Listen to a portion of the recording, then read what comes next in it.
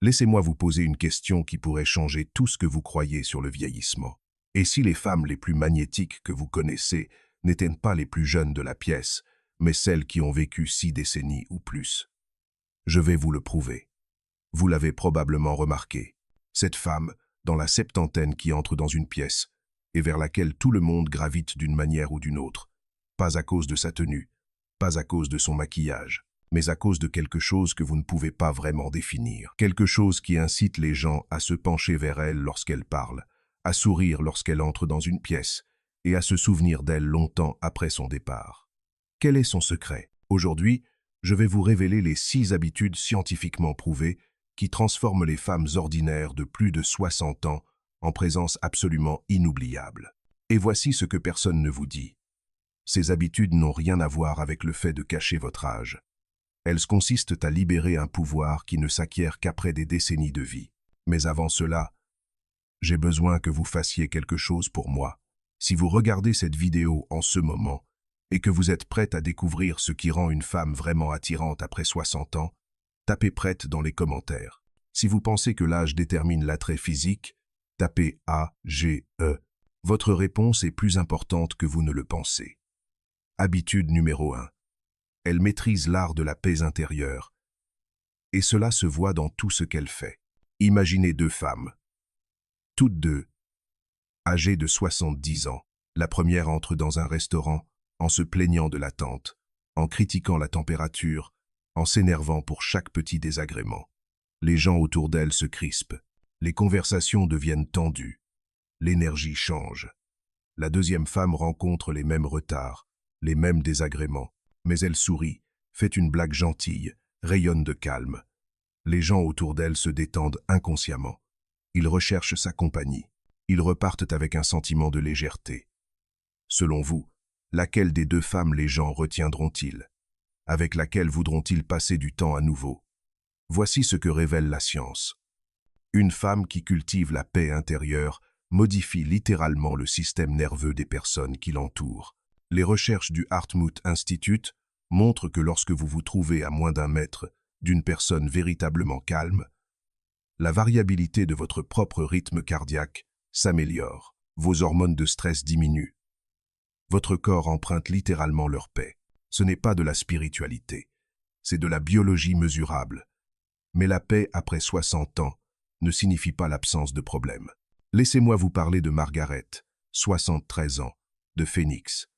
Elle a perdu son mari il y a 2 ans. Elle souffre d'arthrite. Sa fille est en plein divorce. À tous égards, elle devrait être stressée. Pourtant, lorsque Margaret entre dans son club de lecture, tout le monde respire. Pourquoi? Parce qu'elle a appris ce que les chercheurs appellent l'engagement sélectif. Elle sait quelles batailles méritent son énergie et lesquelles ne le méritent pas. Elle maîtrise la pause de 3 secondes avant de réagir. Elle a découvert que la paix n'est pas l'absence de tempête, mais le refus de les laisser envahir son esprit. Margaret m'a dit quelque chose de profond le mois dernier. À 73 ans, j'ai gagné le droit de choisir mes réactions. Chaque contrariété est une invitation, pas une obligation. Je réponds non à la plupart d'entre elles désormais. C'est le genre de sagesse qui rend les gens magnétiques. Les Japonais ont un concept appelé wa. L'harmonie qui vient de l'acceptation de ce qui ne peut être changé tout en agissant sur ce qui peut l'être. Les femmes qui maîtrisent cela après 60 ans ne se contentent pas de survivre aux défis. Elles les transcendent. Elles deviennent le calme dans la tempête de tous les autres.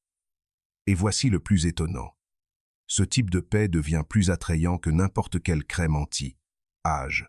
Des études de l'UCLA montrent que les femmes qui pratiquent quotidiennement des techniques de réduction du stress sont perçues comme ayant jusqu'à 10 ans de moins lors de tests photographiques à l'aveugle. Non pas parce que le stress vous fait vieillir, même si c'est le cas, mais parce que la paix change littéralement votre attitude, l'expression de votre visage, le son de votre voix. Vous voulez cultiver cette paix magnétique? Commencez par ceci. Demain matin, avant de consulter votre téléphone, avant d'allumer les informations, asseyez-vous pendant 60 secondes et demandez-vous « Que puis-je lâcher aujourd'hui ?» Cette simple question a transformé des milliers de femmes anxieuses en femmes magnétiques. Habitude numéro 2. Elles utilisent la gratitude comme une arme pour que tout le monde autour d'elle se sente valorisé. Vous pensez que la gratitude n'est qu'une façon de penser positive? Détrompez-vous.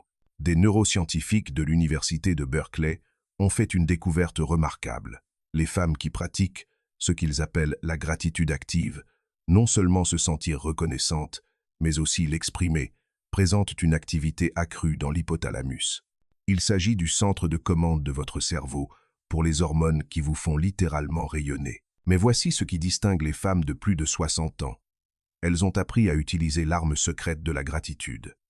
Observez une femme de 70 ans, reconnaissante dans un café. Elle ne se contente pas de dire merci au barista. Elle établit un contact visuel. Elle remarque quelque chose de précis. Le dessin que vous avez fait dans mon latte est magnifique. Elle se souvient des noms. Elle reconnaît les efforts. Que se passe-t-il? La journée du barista change. La prochaine fois, il la sert plus rapidement. Il lui sourit sincèrement lorsqu'elle arrive. Il parle aux autres de cette charmante femme qui illumine sa matinée. Multipliez maintenant cela par chaque interaction, chaque jour. Les recherches révolutionnaires du docteur Robert Amos révèlent que les personnes qui interagissent avec des individus activement reconnaissants se sentent plus énergiques pendant les 8 heures qui suivent. Vous devenez une vitamine émotionnelle dont tout le monde raffole. Mais voici un secret que la plupart des gens ignorent. La gratitude après 60 ans a un effet cumulatif. Vous avez vécu assez longtemps pour être reconnaissant de choses que les jeunes ne peuvent même pas comprendre. Reconnaissant d'avoir des jambes qui vous portent encore après 25 000 jours de service. Reconnaissant d'avoir des yeux qui ont vu des décennies de lever de soleil. Reconnaissant d'avoir des mains qui ont réconforté, créé et soutenu à chaque saison de la vie. Lorsque vous exprimez cette profonde gratitude, les gens ne se sentent pas seulement appréciés, ils se sentent élevés. Ils voient leur propre vie à travers votre regard reconnaissant, et soudain leurs problèmes semblent plus petits, leurs bénédictions plus grandes. Prenez Patricia, 68 ans, qui vient de mon cabinet. Divorcée, vivant de la sécurité sociale, problème de santé. Elle devrait être amère, n'est-ce pas? Au lieu de cela, elle tient ce qu'elle appelle son journal d'épreuves. Chaque soir, elle note 3 choses spécifiques pour lesquelles elle est reconnaissante avec des preuves. Pas reconnaissante pour ma santé, mais reconnaissante d'avoir pu marcher jusqu'à la boîte aux lettres sans ma canne aujourd'hui, un progrès par rapport à la semaine dernière. Résultat, Patricia reçoit plus d'invitations à dîner qu'il n'y a de soirées dans la semaine. Ses enfants adultes l'appellent pour lui demander conseil, pas par obligation. Ses voisins prennent de ses nouvelles, non pas parce qu'elle a besoin d'aide, mais parce qu'ils ont besoin de son énergie. La gratitude, après 60 ans, ne consiste pas à nier les problèmes. Il s'agit de refuser de laisser les problèmes devenir votre identité. Si vous pensez cela a du sens, ajoutez un emoji en forme de cœur dans les commentaires. Votre engagement aide davantage de femmes à découvrir ces idées qui changent la vie. Habitude numéro 3. Elle traite son corps comme le temple qu'il est devenu. Arrêtez-vous là. Il ne s'agit pas de paraître plus jeune. Il s'agit de quelque chose de bien plus puissant. Une femme de plus de 60 ans qui prend soin de son corps envoie un message que la science montre comme irrésistible. Je m'apprécie. Vous devriez donc en faire autant. Une étude de la Harvard Medical School a révélé que les femmes qui continuent à investir dans leur corps après 60 ans, pas à le perfectionner, mais à y investir, sont jugées plus attirantes, plus compétentes et plus dignes de confiance dans des études à l'aveugle. Non pas parce qu'elles paraissent plus jeunes, mais parce que prendre soin de soi est un signe de respect de soi. Mais voici ce que personne ne comprend. Prendre soin de son corps après 60 ans est complètement différent de ce qu'il est à 30 ans. À 30 ans, on fait de l'exercice pour être en forme. À 60 ans, on bouge pour se sentir puissant. À 30 ans, on suit un régime pour rentrer dans ses vêtements. À 60 ans, on mange pour alimenter ses missions. À 30 ans, on s'habille pour impressionner les autres. À 60 ans, on s'habille pour s'exprimer. Regardez Linda, 70 et 11 ans, faire de l'aquagym. Elle n'essaie pas d'avoir un corps de rêve. Elle entretient ce que les chercheurs appellent la forme fonctionnelle, c'est-à-dire la capacité de porter ses petits-enfants, de voyager sans aide et de danser lors des mariages. Cette vitalité est magnétique. Les gens sont attirés par son énergie, pas par sa taille. Cette vitalité, cette vitalité, cette vitalité, cette vitalité, aritalité. Voici l'explication scientifique. Une étude menée auprès de 3000 femmes de plus de 60 ans a révélé que celles qui consacraient seulement 20 minutes par jour à prendre soin d'elles-mêmes, étirements, marche, soins de la peau, etc., avaient 40% de relations sociales en plus que celles qui ne le faisaient pas. Non pas parce qu'elles étaient plus belles, mais parce que prendre soin de soi crée ce que les psychologues appellent une présence positive. Les femmes méditerranéennes l'ont compris depuis des siècles. Elles appellent cela bella figura. Il ne s'agit pas d'être belle, mais de se présenter avec dignité et soin. Il s'agit de choisir des vêtements qui vous donnent confiance en vous, et non de paraître jeune. Il s'agit de maintenir une posture qui dit « Je suis toujours là, toujours forte ». Il s'agit de traiter votre corps comme la machine remarquable qui vous a porté pendant 6 décennies. Vous connaissez cette femme qui semble rayonner malgré ses rides. Ce n'est pas le maquillage, c'est la confiance de quelqu'un qui honore les 60 années et plus de service de son corps. Et écoutez ceci. À 60 ans, votre corps a survécu à tout ce que la vie lui a infligé. Chaque chagrin, chaque défi, chaque perte. Il mérite le respect, pas la punition. Lorsque vous le traitez avec amour, tout le monde le remarque. Demain matin, placez-vous devant votre miroir et remerciez une partie de votre corps, vos mains qui ont réconforté vos enfants, vos bras qui ont porté des fardeaux, vos jambes qui ont parcouru des milliers de kilomètres. Observez comment ce simple geste change votre attitude tout au long de la journée. Habitude numéro 4. Elle reste intellectuellement dangereuse. Elle ne cesse jamais de grandir. Dès que vous cessez d'apprendre, vous commencez à disparaître. Mais les femmes qui restent curieuses après 60 ans, elles deviennent absolument magnétiques. Le centre de longévité de Stanford a découvert que les femmes de plus de 60 ans, qui s'adonnent régulièrement à de nouveaux apprentissages, essayer de nouvelles choses, poser des questions, se lancer des défis, sont perçues comme ayant 15 ans de moins dans les conversations.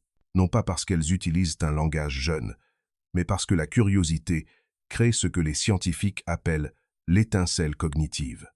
Voici Dorothy, 74 ans. L'année dernière, elle a appris à utiliser TikTok, non pas pour rajeunir, mais pour comprendre le monde de sa petite fille. Elle suit des cours en ligne sur des sujets dont elle ne sait rien. Elle interroge ses chauffeurs Uber sur leur pays d'origine. Elle lit des livres d'auteurs qui ont la moitié de son âge. Résultat, Dorothy est très sollicitée. Tout le monde veut l'inviter à ses dîners. Pourquoi? Parce qu'elle apporte des perspectives nouvelles. Elle fait des liens que les autres ne voient pas. Elle fait réfléchir les gens. Mais voici le secret. Après 60 ans, la curiosité ne consiste pas à tout savoir. Il s'agit plutôt de s'interroger sur tout. Les femmes de plus de 60 ans les plus charismatiques utilisent souvent ces expressions. Je n'avais jamais pensé à cela de cette façon. Dites-moi plus à ce sujet. Quelle est votre expérience avec? Je croyais autrefois X, mais maintenant je me demande. Elles ont appris ce que les psychologues appellent l'humilité intellectuelle, c'est-à-dire la confiance de ne pas tout savoir. Et paradoxalement, cela les rend plus sages que celles qui pensent avoir toutes les réponses. Des études montrent que les gens passent 50% plus de temps à discuter avec des adultes qui posent des questions sincères qu'avec ceux qui se contentent de partager leurs opinions. Vous devenez un aimant à conversation lorsque vous êtes plus intéressé qu'intéressant. Essayez ceci demain. Ayez une conversation au cours de laquelle vous posez 3 questions avant de partager une opinion. Observez à quel point les gens réagissent différemment à votre égard. Habitude numéro 5. Elle rit comme si sa vie en dépendait. Parce que c'est le cas. Vous voulez connaître le moyen le plus rapide de devenir irrésistible après 60 ans. Maîtrisez l'art de trouver la vie ridicule. La clinique Mayo a découvert que les femmes qui rient sincèrement au moins 15 fois par jour ont un taux de cortisol plus bas, un meilleur système immunitaire. Et ce qui est étonnant, sont jugées 20% plus attirantes sur les photos où elles ne sourient même pas. Le rire change littéralement votre visage au repos. Mais le rire après 60 ans est différent. Vous ne riez pas à des blagues stupides. Vous riez des absurdités de la vie. Vous trouvez de l'humour dans des situations qui vous auraient dévasté à 30 ans. Barbara, 69 ans, m'a dit la semaine dernière. J'ai encore mis mes lunettes dans le réfrigérateur après les avoir cherchées pendant 20 minutes. À 40 ans, je me serais inquiété d'être atteinte de démence. À 69 ans, je l'ai posté sur Facebook. J'ai reçu 147 likes et 30 femmes ont partagé leur propre moment de sénilité. Nous sommes tous ridicules, autant en profiter. C'est une sagesse magnétique. Une étude de l'Université du Maryland montre que les gens reflètent inconsciemment les états émotionnels de leur entourage en moins de 10 minutes. Lorsque vous apportez un humour authentique, l'humeur de tout le monde s'améliore. Vous devenez la personne que tout le monde veut avoir à sa table. Mais voici ce qui est crucial. Le rire authentique après 60 ans ne consiste pas à être un animateur. Il s'agit de trouver du plaisir dans l'imperfection. Il s'agit de rire de soi-même, avant que les autres ne le fassent. Il s'agit de transformer les moments embarrassants en points de connexion. Les Français ont une expression « joie de vivre ». Les femmes qui incarnent cela après 60 ans ne se contentent pas de survivre. Elles célèbrent la vie. Elles trouvent des raisons de rire dans les salles d'attente des médecins, pendant les coupures de courant, dans les embouteillages. Il ne s'agit pas d'une positivité toxique, mais du choix de la joie comme acte de rébellion contre un monde qui attend de vous que vous soyez amer face au vieillissement. Les femmes de plus de 60 ans les plus irrésistibles ont appris cette vérité. La vie est à la fois tragique et hilarante. Choisir l'hilarité est un super pouvoir. Si cela vous parle, tapez « oui » dans les commentaires. Faites-moi savoir que vous êtes prête à adopter cette perspective transformatrice. Habitude numéro 6. Elle vit avec un but, et non dans le passé. C'est le plus important. La différence entre les femmes qui s'éteignent après 60 ans et celles qui rayonnent. Le but, l'Age Lab du MIT, a étudié 5000 femmes de plus de 60 ans et a fait une découverte surprenante. Celles qui avaient ce qu'ils appellent un but vers l'avenir, une raison de se lever qui n'avait rien à voir avec le passé, n'étaient pas seulement plus heureuses. Elles exerçaient un attrait magnétique sur tous les groupes d'âge. Pourquoi? Parce que le but crée ce que les chercheurs appellent l'énergie générative. Vous ne vous épuisez pas. Vous créez. Vous ne terminez pas. Vous commencez. Mais le but après 60 ans n'est pas ce que vous pensez. Il ne s'agit pas de changer le monde, à moins que vous ne le souhaitiez. Il s'agit de changer votre monde. Il ne s'agit pas de grandes missions. Il s'agit de moments significatifs. Prenez Rosa, 77 ans. Son objectif? Apprendre aux enfants du quartier à jardiner. Simple? Oui. Transformateur? Absolument. Elle parle du pH du sol comme d'autres parlent de leurs médicaments. Elle a des projets pour le printemps prochain, l'été prochain, les 3 prochaines années. Elle construit quelque chose. Cet élan vers l'avant est enivrant. Des personnes 2 fois plus jeunes qu'elle lui demandent conseil. Elles veulent faire partie de sa vision. Elle ne vit pas dans ses jours de gloire, car elle est trop occupée à en créer de nouveaux. Voici ce que la science sait. Les femmes qui ont un but après 60 ans ont un risque de déclin cognitif inférieur de 30%, des réseaux sociaux 40% plus solides, et sont jugées nettement plus attirantes, quelle que soit leur apparence physique. Avoir un but est le meilleur traitement âge qui soit. Mais pour trouver un but après 60 ans, il faut abandonner qui vous étiez, pour devenir qui vous êtes censé être maintenant. La mère devient le mentor, l'employé devient l'entrepreneuse, la gardienne devient la créatrice. Ce soir, posez-vous la question suivante. Si je savais qu'il me restait 20 belles années à vivre, que commencerais-je à construire demain? Cette question change tout, la vérité que personne ne vous dit. Voici ce que 30 ans de recherche montrent réellement. Les femmes deviennent plus attirantes après 60 ans et non moins, mais seulement si elles comprennent que l'attrait évolue. À 20 ans, vous séduisez par votre potentiel. À 40 ans, vous séduisez par vos réalisations. À 60 ans et plus, vous séduisez par votre sagesse. Et une sagesse enveloppée de paix, de gratitude, de vitalité, de curiosité, de joie et d'un but, ce n'est pas seulement attirant, c'est irrésistible. Les femmes qui comprennent cela ne vieillissent pas seulement avec succès. Elles vieillissent magnifiquement. Elles ne se contentent pas de survivre à leurs 60, 70 ou 80 ans. Elles s'épanouissent à travers eux. Elles deviennent les femmes dont tout le monde se souvient, que tout le monde recherche, que tout le monde veut devenir. Vous la connaissez. Peut-être l'avez-vous toujours été, sans vous en rendre compte. Votre prochaine étape. Si cette vidéo vous a ouvert les yeux, voici ce que je vous demande de faire. Tout d'abord, choisissez une habitude. Une seule. Maîtrisez-la pendant 30 jours, avant d'en ajouter une autre. La transformation ne consiste pas à tout faire. Il s'agit de faire quelque chose de manière cohérente. Deuxièmement, partagez cette vidéo avec une femme qui a besoin d'entendre ce message. Peut-être qu'elle se sent invisible. Peut-être qu'elle croit aux mensonges, selon lesquels ses meilleurs jours sont derrière elle. Soyez l'ami qui lui montre la vérité. Troisièmement, abonnez-vous et cliquez sur la cloche de notification, car la semaine prochaine, je vais vous révéler les 3 rituels matinaux qui peuvent doubler votre énergie après 60 ans. Des rituels si simples que vous vous demanderez pourquoi personne ne vous en a parlé plus tôt.